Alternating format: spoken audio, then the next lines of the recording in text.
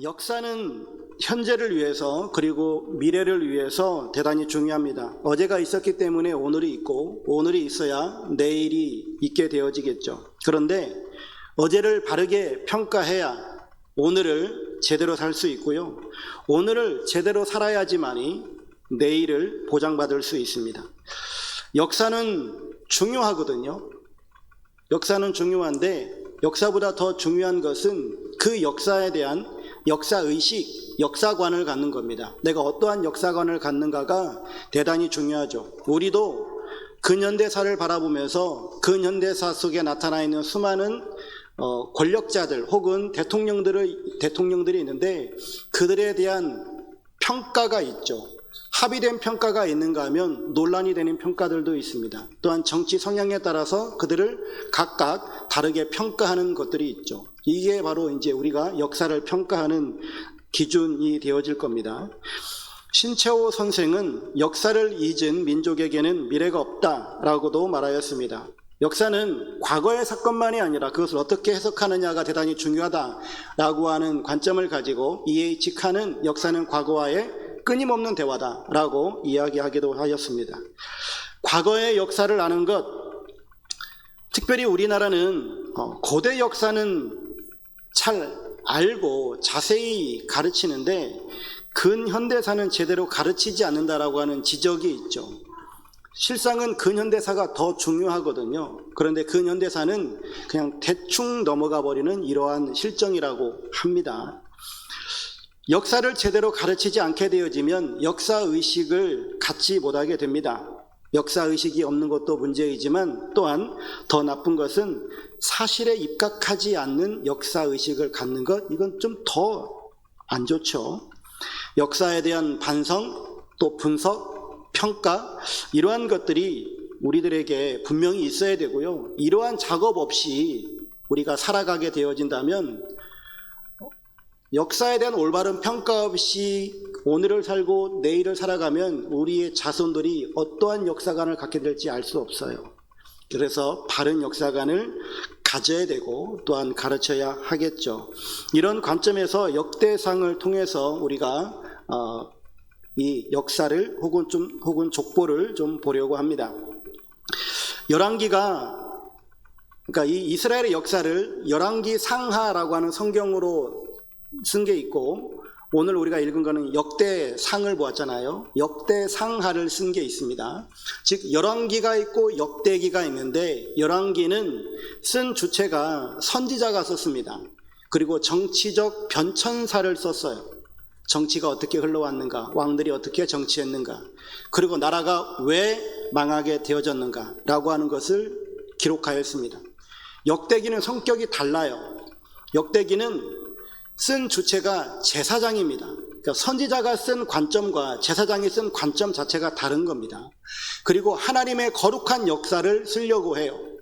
제사장이다 보니까. 그래서 성전 중심의 기록들을 해나갑니다. 열왕기가 정치적 변천사를 쓰면서 나라가 왜 망했는가에 관심을 가지고 썼다면 역대기는 이 나라를 어떻게 하면 회복시킬 수 있을 것인가에 대한 방점을 찍고 그 해결책을 기록하고 있는 겁니다. 이러한 두 책이 전혀 다른 성격을 가지고 있다라고 하는 거고요. 그리고 역대기의 원 제목은 시대의 사건들이고 역대기의 저자는 정확하진 않은데 에스라일 것으로 추정이 되어지고 있습니다. 그러면 이제 오늘 우리가 읽은 이 역대기의 시작 부분을 보면서 이 역대기를 하나님께서 왜 쓰게끔 하셨을까, 이 내용들을 좀 살펴보려고 합니다. 첫 번째 생각해 보고자 하는 것은 정체성인데요. 역대기를 주신 하나님의 목적은 무엇이었을까요? 역대기가 기록된 시기가 언제였냐면 이스라엘 백성들이 나라가 망해서 바벨론으로 포로로 잡혀가고 그리고 나서 70년이 된 이후에 1차 포로 귀환이 있습니다. 그래서 너희들은 고국으로 돌아가도 좋다라고 해서 돌아온 무리가 있었고요. 1차 포로 귀환이 있었고 2차 포로 귀환이 있은 다음에 이 역대기가 쓰여지게 되어집니다. 한마디로 말하면 정말로 나라가 혼란한 시기였던 거예요. 민족의 정체성이 사라져버린 그 시기에 이 역대기를 쓰게 되어진 겁니다. 그때 하나님은 에스라를 통해서 포로에서 돌아와서 힘겹게 살아가고 있는 그들에게 정체성을 깨워주고자 했던 겁니다. 다시 말하면 그들은 국가의 이름도 없어요. 페르시아라고 하는 대제국의 속국으로 살아가면서 이름도 없이 살아가고 있는 그들, 꿈도 없이 살아가고 있는 그들에게 하나님께서 너희들이 어떠한 민족이냐, 어떠한 족속이냐라고 하는 것들을 일깨우게 되어졌다라고 하는 것이죠. 비록 외적으로 보게 되어지면 힘이 없는 나라의 백성들이죠. 그러나 그들은 실제로는 만물의 주인이 되어지시는 하나님의 백성이다라고 하는 것을 일깨우기 위해서 이 역대기를 썼다라고 하는 겁니다. 하나님은 그들에게 분명한 너희들의 정체성을 가지도록 이 역대기를 기록하셨고, 그리고 이 길고 긴 이 족보를 먼저 쓰게끔 하신 겁니다. 당시 사람들이 가졌던 생각이 있어요. 그리고 그들이 가지고 있는 궁금증이 있거든요. 앞에 화면에도 나와 있는 것처럼 아브람과 다윗에게 섭리하셨던 그 하나님이 이방의 포로가 되어지고 이렇게 죄를 많이 지어서 나라까지 망해버린 우리나라, 우리한테도 하나님께서 여전히 역사하실까? 우리가 하나님을 배반하고 하나님을 떠나버렸던 민족인데 하나님께서 그럼에도 불구하고 우리를 받아주실까? 하는 이러한 생각들이 있었던 것이죠. 그들에게 하나님께서는 말씀하시는 겁니다. 하나님은 한 번 택하신 민족은 절대 버리시지 않는다. 하나님은 아담 때부터 지금까지 너희들을 한 번도 잊어본 적이 없다. 하나님은 너희들이 비록 죄를 지어서 너희들에게 심판을 행해서 너희가 나라를 망하는 그러한 비참한 지경은 되었다 할지라도 너희들에게 은혜를 베풀어서 너희가 다시금 회복하게 하실 것이다 라고 하는 것이 이 역대기의 메시지예요. 그러면서 하나님께서는 이 역사의 기록, 즉 족보를 1장부터 9장까지 쭉 계속해서 족보만 쓰게끔 하시면서 이 역사의 기록을 통해서 하나님의 일하심을 그들이 보게끔 하신다라고 하는 겁니다. 그러니까 이러한 정체성을 가지고 본문의 내용을 좀 보면 역대상은 크게 두 부류로 나눌 수 있거든요. 한 장 넘겨주세요. 네. 1장부터 9장까지 보게 되어지면 창조부터 포로 귀환까지의 내용, 거기에 대한 족보를 계속해서 쓰고 있어요. 그러니까 9장까지 계속해서 족보만 나옵니다. 그리고 10장부터 29장까지는 다윗의 통치를 기록하고 있습니다.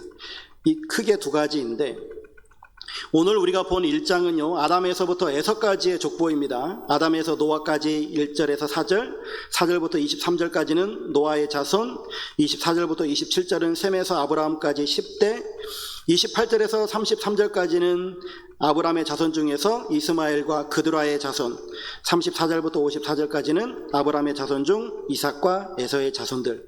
이렇게 이 1장 안에는 창세기를 전체를 다 그냥 요약을 해버렸어요. 족보만 쓰면서.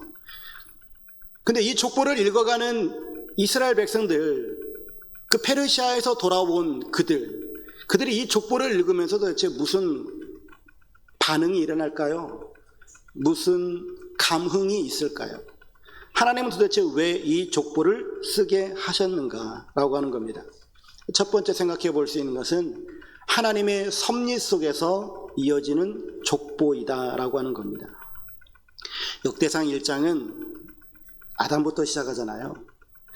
이건 단순한 족보의 개념을 넘어서서 하나님이 인간의 역사를 다스리고 인도하고 계신다라고 하는 것을 은유적으로 보여주고 있는 겁니다. 특별히 아담부터 노아까지 이어지는 족보를 보게 되어지면 노아 시대의 대홍수 사건으로 말미암아서 온 인류가 멸망했잖아요. 그러한 죄로 인한 타락한 인류, 그럼에도 불구하고 거기에서 노아를 구원하셔서 구원의 길을 열어주시는 하나님, 또한 노아의 세 아들은 인류의 다시금 기원이 되어지는지, 또한 노아의 세 아들 중 셈의 후손들을 통해서 하나님의 언약이 어떻게 흘러가는지를 보여줍니다. 하나님은 이 족보를 통해서요 인류를 향한 계획, 즉 아담부터 시작해서 너희들이 지금까지 여기까지 오게 되어졌는데, 하나님은 이 인류의 모든 계획들, 그들을 향한 계획과 또한 그들을 이끌어 오시면서 어떻게 섭리하시는지를 친히 보여주고 계시다라고 하는 겁니다. 그러면서 두 번째 생각해 볼 수 있는 것은, 하나님께서 선택하시고 그리고 그 선택한 그 자와 약속하시면서 어떻게 일해 가시는가를 보여줍니다. 족보 중에서 가장 중요한 인물로 취급되어지는 인물이 아브라함이잖아요. 민족을 세울 것을 약속하시죠.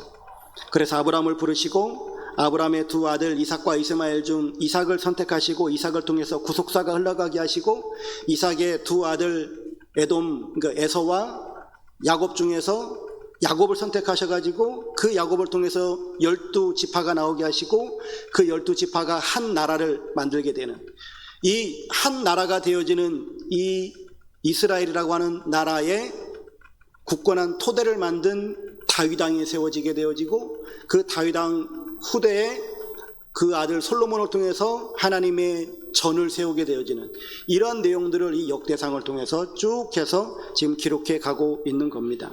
즉 하나님께서는 이 족보를 읽는 그 포로에서 돌아온 사람들에게, 너희들이 지금 나라가 멸망했다고 하나님이 과연 우리를 지금도 사랑하고 계실까라고 하는 그런 의문점을 가지고 있느냐? 하나님은 여전히 너희들이 하나님이시고, 하나님은 여전히 너희들을 인도하고 계신다. 너희는 하나님의 백성들이다라고 하는 것을 강력하게 이 족보를 통해서 말씀해 주고 있는 겁니다.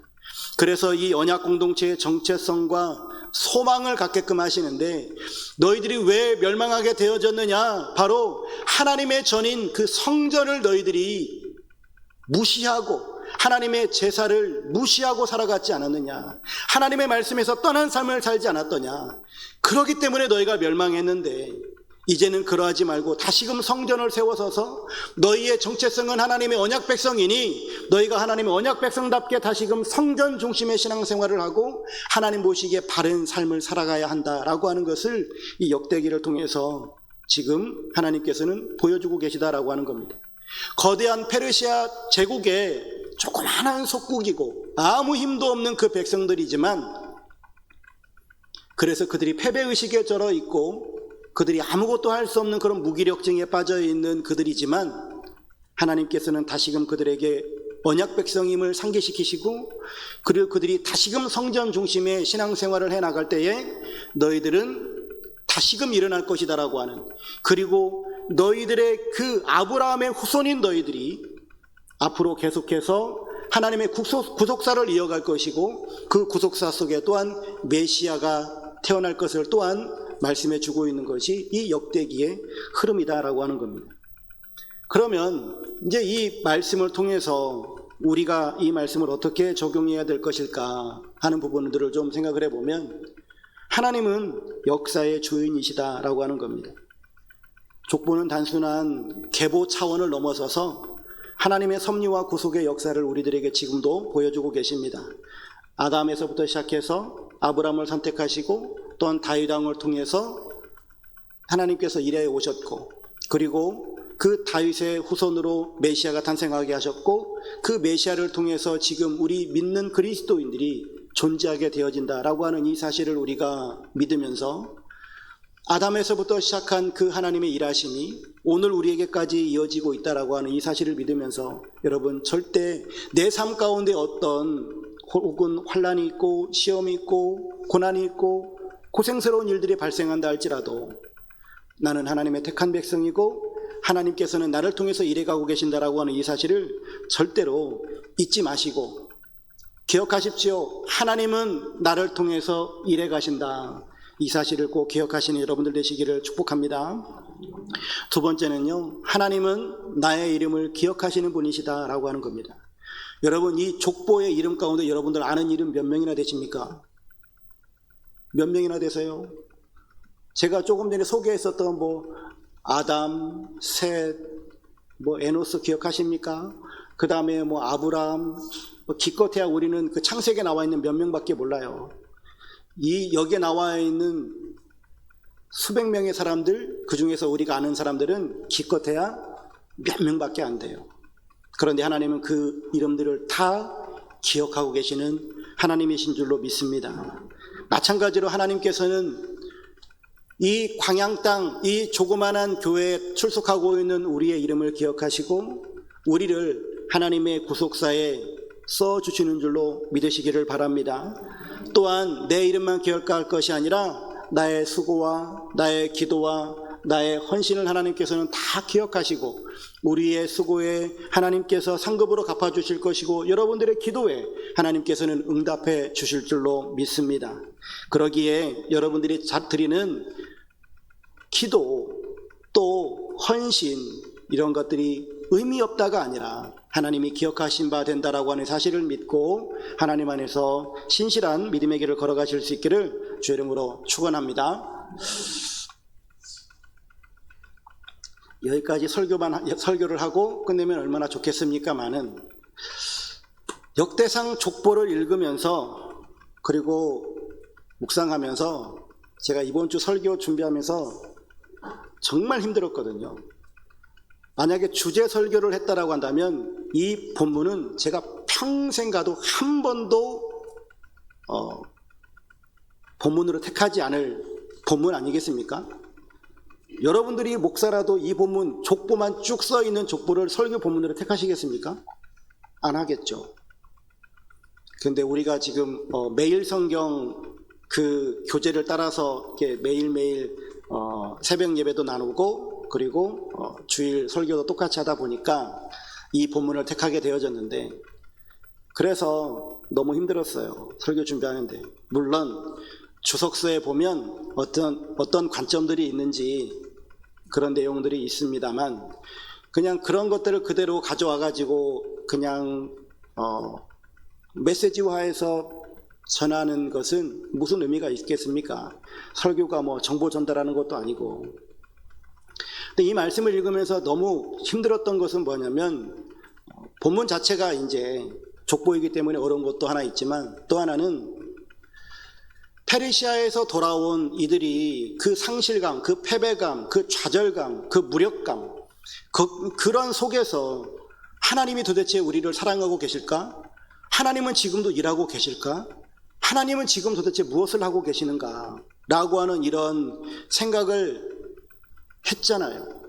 그런데 지금 우리의 한국 사회와 한국 교회를 바라보면서 느끼는 저의 마음이 같았어요. 한국 교회가 극우화되어져 있잖아요.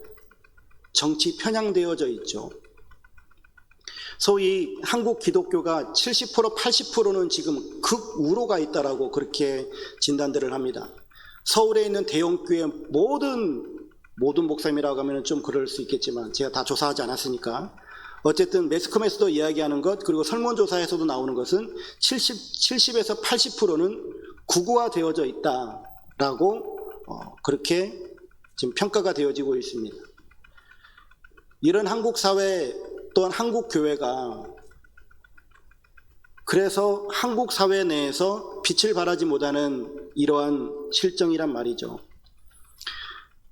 예루살렘 성전이 파괴되어져 가지고 하나님 앞에서 제대로 된 예배도 드리지 못하고 그리고 하나님 백성답게 살아가지도 못하는 그들처럼 지금 한국 교회를 보면 다시 시작해야 되지 않은가 하는 이러한 생각이 들어집니다. 지금 한국 교회는 보수냐 진보냐를 따질 것이 아니라 그걸 넘어서서 정말 하나님의 나라의 정의와 그리고 하나님 나라의 생명을 위해서 우리는 달려가야 되지 않겠습니까? 뭐 계엄 혹은 탄핵 그 이전부터도 제가 계속해서 교회에서 나눴던 것이 하나님 나라의 정의와 평화였어요. 교회가 교회되기 위해서는 뭐 진보냐 보수냐를 떠나서서 우리는 하나님 나라의 백성으로서 하나님 나라의 정의를 세워야 되는 사람들이고 하나님 나라의 평화를 이 땅에 일궈야 될 사람들 아니겠습니까? 그러니까 이스라엘 백성들이 페르시아에서 돌아온 다음에 그들이 다시금 성전을 세워갑니다. 그런데 그 성전을 세우는 것은 단순히 건물을 세우는 게 아니었어요.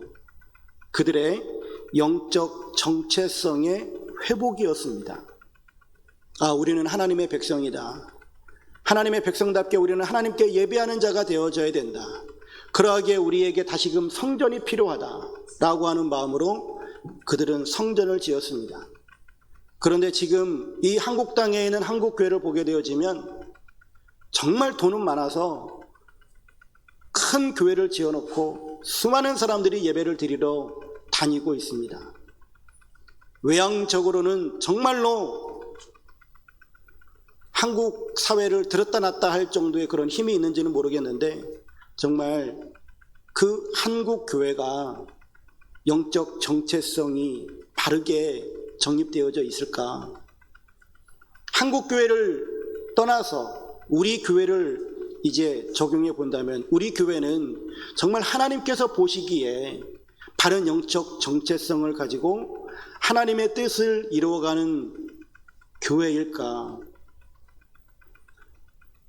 그렇게 우리가 교회를 세워가기 위해서 부단한 노력을 하고 있는 우리 교회이죠. 우리 교회 성도님들 너무나 정말 멋지고 너무나 감사한 그런 마음을 가지고 있습니다. 그러면서 어떤 생각이 들어졌냐면요, 이 포로기 이후에 이 이스라엘 사회를 하나님의 백성들로서 다시 세우기 위해서 그들이 모든 백성들이 우리 일어나자 해가지고 일어났던 것이 아니었거든요. 아주 극소수가 일하기 시작합니다. 일부의 소수의 사람들, 이 역대기를 썼을 것으로 추정되어지는 에스라, 스룹바벨 총독, 느헤미야, 이런 사람들의 주도로 말미암아서 이스라엘이 다시금 회복이 되어지거든요. 그래요. 하나님의 일은 또한 하나님의 나라는 충성된 소수의 사람들로 시작하여서 일이 시작이 되어집니다. 마찬가지로 지금 한국 교회도 모든 교회가 한꺼번에 바뀌기는 어려울 겁니다. 하지만 작은 교회, 우리 교회 먼저 소수에 깨어있는 우리 성도들이 회개의 눈물로 기도하고 그리고 내가 있는 그 삶의 터전 속에서 나는 하나님의 언약 백성입니다, 하나님의 자녀입니다라고 하는 이런 분명한 소명의식을 가지고 그 내가 있는 삶의 자리에서 하나님의 정의로움을 추구하고 하나님의 평화를 드러내는 이러한 삶을 살아가게 되어질 때에 지금의 이 위기는 기회로 바뀌게 되어질 것이고 또 한국 사회도 한국 교회를 바라보는 눈이 바뀌게 되어질 줄로 믿습니다. 바라기는 우리 성도님들 나의 영적 정체성은 무엇인가? 하나님께서 왜 이 족보를 통해서 우리에게 무엇을 말씀하게끔 하시는가? 이 사실들을 우리가 다시 한번 생각해 보면서 오늘 우리가 있는 그 삶의 자리에서 내가 믿음의 씨앗을 하나 심고 믿음의 한 발자국을 내딜 때 하나님의 놀라운 역사들이 우리의 삶을 통해서 일어날 줄로 믿습니다. 우리 함께 이 시간에 우리 오늘 눈물로 이 찬양 결단의 찬양하시고 함께 결단의 기도로 나아가도록 하겠습니다. 우리 이 시간에 함께 기도하실 때에 택한 백성을 사랑하시고 은혜를 베푸시는 신실하신 하나님이 우리의 아버지가 되시니 감사합니다. 거룩한 하나님의 나라의 공동체로서의 정체성을 가지고 살아가도록 인도하소서. 우리의 삶과 신앙의 수고를 아시고 기억하실 하나님만 바라보면서 신실한 믿음의 길을 가게 하소서. 한국교회가 영적으로 회복되기 원합니다. 예언자적 분별력을 회복하게 하소서. 우리 이런 기도 제목을 가지고 함께 기도하도록 하겠습니다. 함께 기도합니다.